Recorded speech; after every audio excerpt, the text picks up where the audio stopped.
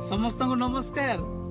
आज पुणी थे आसचु आम से कंधमाल जिला घौदगिरी ब्लॉक श्रीरामपद छक ठार भाया रटिंगा दे बेसिंगा पर्यंत यही रास्ता काम देखा निमंते आज हूँ एप्रिल 10 तारीख। आज आज्ञा मुझे मान कि कहबेनि जहाँ भी कह देखु ये चिट्ठी कह आपण मैंने भलरे देखु चिट्ठी को एटा कौन लिखाई देखु एवं किए चिट्ठी देइछन्ते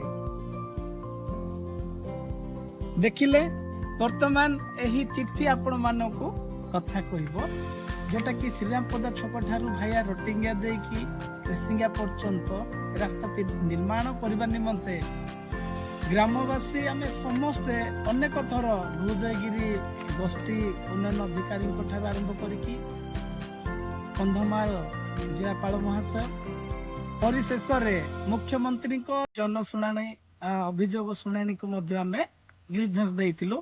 देखंतु एटा मुख्य शासन सचिव महाशय पाखक आम ग्रीवेंस देइछु किंतु एही रास्ता काम अनुमोदन हेबार प्राय पाखापाखी गोटे वर्ष हो रास्ताटी ऑलरेडी अनुमोदन होइछि कार्य करबा निमंते जेते बेले आमे मुख्य शासन सचिव महाशय को अभियोग देलु सेते बेले चिट्ठी रे दर्शा जाइछि आपण चिट्ठी देखंतु चिट्ठी रे दर्शा जाइछि इंजीनियर सर जे कि आरडी डिपार्टमेंट रो कंधमाल फुलबाणी रो से चिट्ठी देइछन्ते जे एही काम चलीछि एवं मार्च 30 तारीख सुधा ए कामटी सरी जीवो। ठीक अछि खुशी रो खबर वर्तमान चिट्ठी अनुसार यही रास्ता कामटी सरी जाइछि। माने देखंतु आज होछि एप्रिल 10 तारीख माने मार्च 31 रे काम सरला चिट्ठी अनुसार आज होछि एप्रिल 10 तारीख मात्र 10 दिन होछि काम सरिकी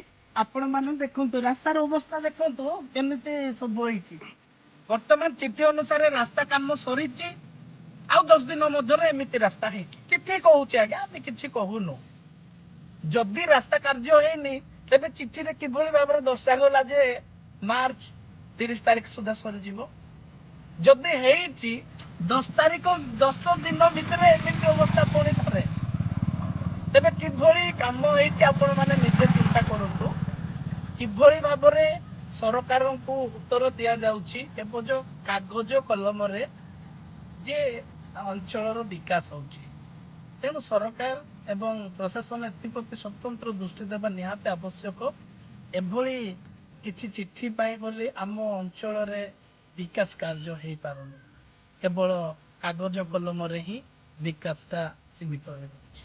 धन्यवाद नमस्कार।